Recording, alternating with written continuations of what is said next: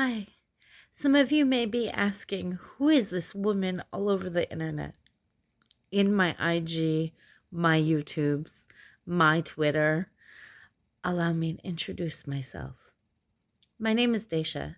I create content here in Minneapolis for a few different radio stations. I've written for a few different local publications, and I ghostwrite for a few different publications in DC.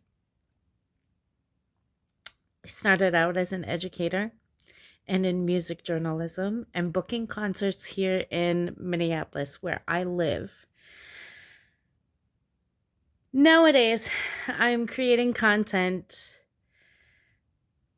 here in my fair city of Minneapolis, in the realms of political and defense film. And so I figured it would be a slight transition to actually utilize my YouTube for something other than tarot readings. Because now that I am actually a practicing Muslim, I took my Shahada last year during the second day of Ramadan 2021. Um, for some of the stations that I have worked for, it's a different side to me. A lot of people are used to seeing a little more like radical content, and I did cover the George Floyd summer for a couple of different stations here in Minneapolis. I've been actively engaged in working with a lot of different protest movements. Some of you might know me from Occupy Minneapolis. I was one of the lead organizers for the Occupy movement here in the US. So I'm tired of talking about myself already. What I'm here to talk to you about today is actually Afghanistan and the struggle and the movement for Muslim women's rights that is now all over the globe, in fact, and how it impacts us not just on social levels, but socioeconomic levels, as well as our everyday lives.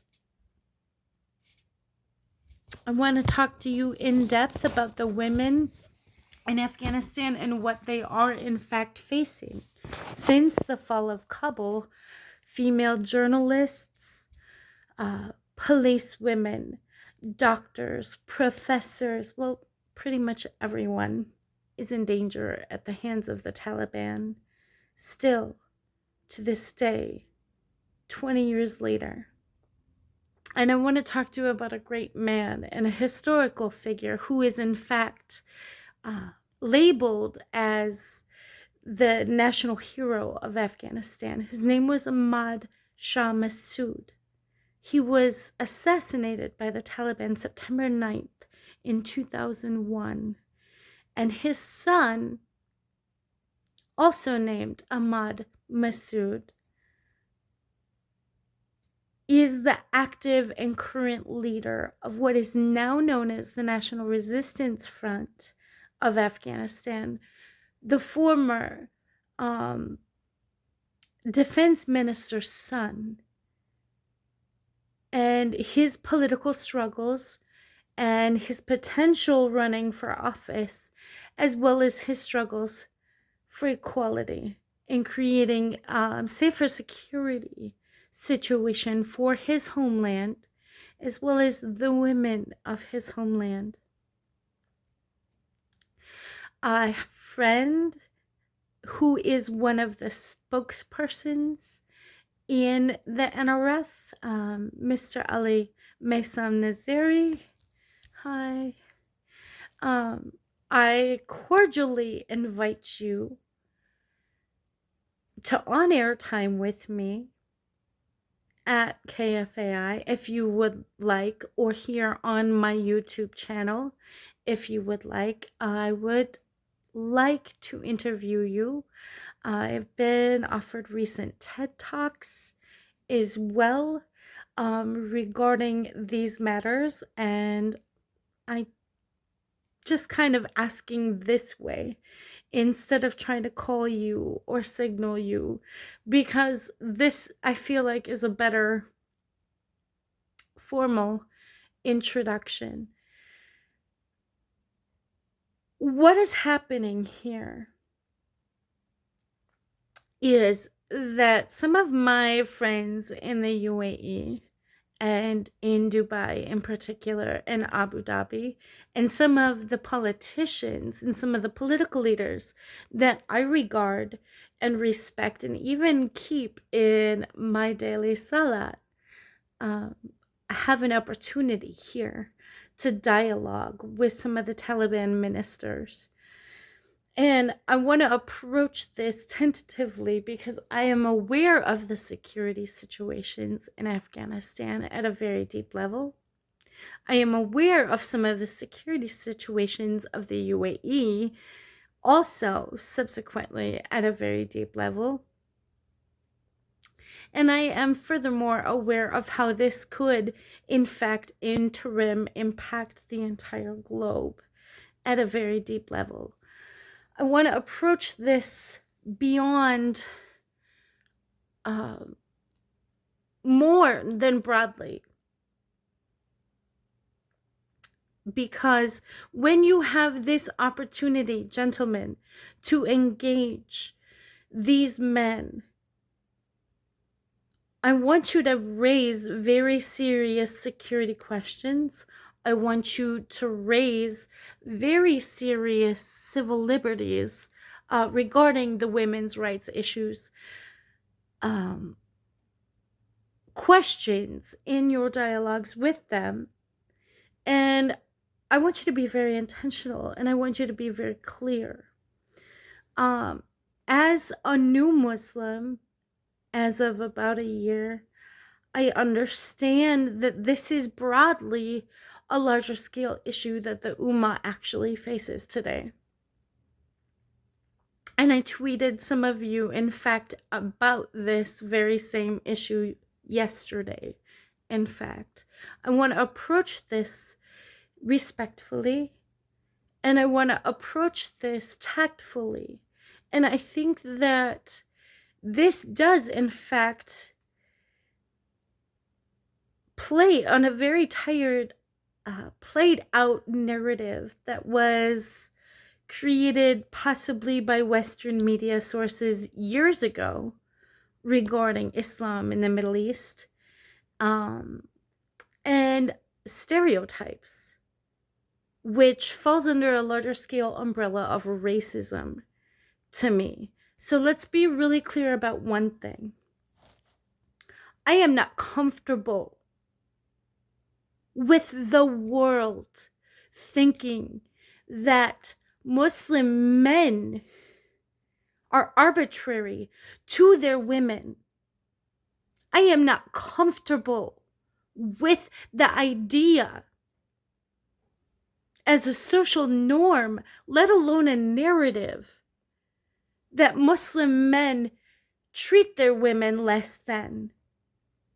I am not comfortable with this idealized version of this misshapen concept of what the Quran's teachings about how Muslims are to respect women actually have played out. And what I want to approach you with, more importantly, some of my brothers in Afghanistan, whom I love and respect, not just Missam, not just Ahmad Masood, but all of you.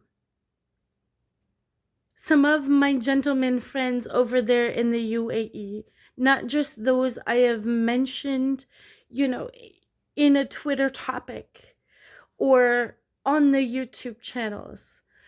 Some of you are very intentional, very intelligent individuals with a lot of respect for women. And I want to approach that thing And bam, there it is, right there. I also open this dialogue up to Andrew Tate and other, Muslim scholars, people that have been practicing for years and years and years. I want to open, honest dialogue for a change. What does the Quran teach us about who women are? Let us engage and approach some of the great women of the Quran, for example. Okay? So I'm not just talking about your standard everybody's, like the Aishas, the Fatimas. And that's not to downplay the greatness of the role models that they represent to the women of the Muslim Ummah.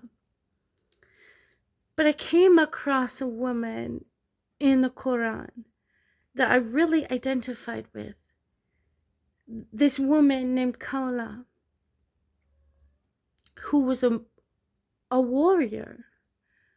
She was a swordswoman, just like me. I do fence, by the way. And she was apt on the battlefield, so much so that people actually engaging her and seeing her in battle thought she was a man. She defended her brothers. She defended and went after her very own brother, in fact, on the battlefield, and fought for his life. This is what I want to approach you with, and this is what I am engaging you with. This is my challenge to you. Taking up my sword, I am willing to defend your honor. Brothers of mine in the Ummah everywhere, from Indonesia to Africa to the Middle East, to the Gulf nations, to the US.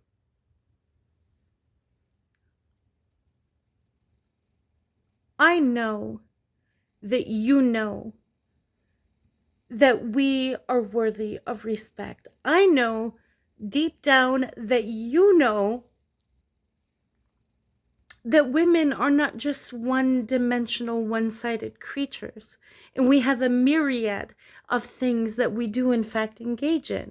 Whether you're talking about coaching chess, whether you're talking about me actually engaging in, a spiritual battle.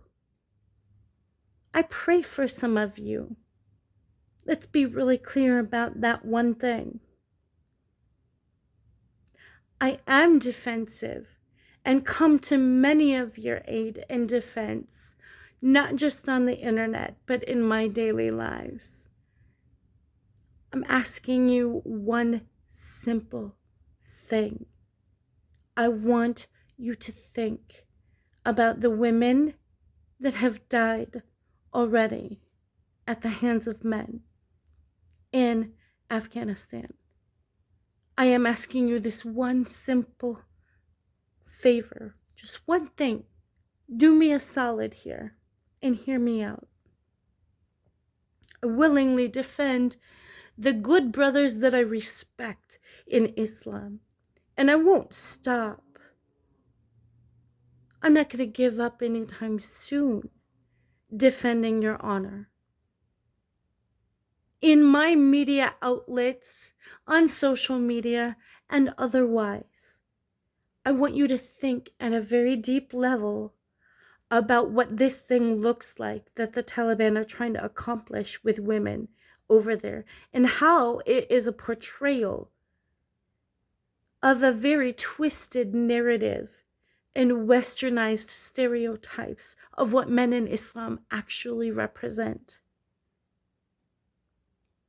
I urge you to search your soul and think.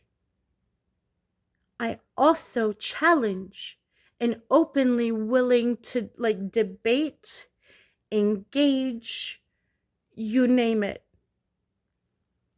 My brothers in Islam, my brothers that don't practice Islam, all over the world, please understand that women are dying at a very rapid rate there in every level of society, in every realm and walk of life. These are men that should not be engaged in open dialogue regarding security situations because they're already destroying Afghanistan. That is why the NRF decided to openly security dialogue outwardly with people of Iran and other nations, in fact, before they decided to engage the Taliban. What I want to approach you with today is a deep soul search.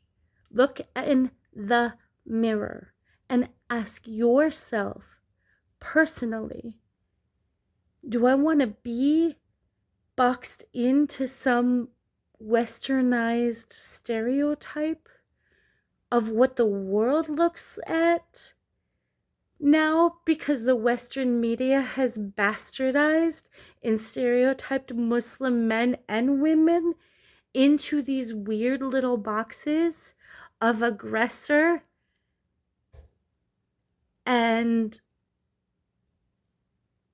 as like the women's side, so someone that is just a victim?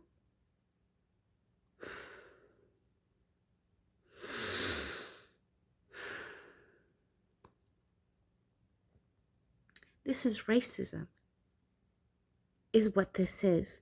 At a very core level, this is a stereotype. It is disgusting, and people are tired of it. More importantly, do you want to continue to allow Islamophobes in the Western media and in European media to continue to use this tired ass narrative at your expense? Disgusting, disturbing stereotypes. Disgusting, disturbing, basically racism in essence. I want to see a change in Afghanistan, and I want to see a change for women in Afghanistan before they have nothing left, before they have no time left, before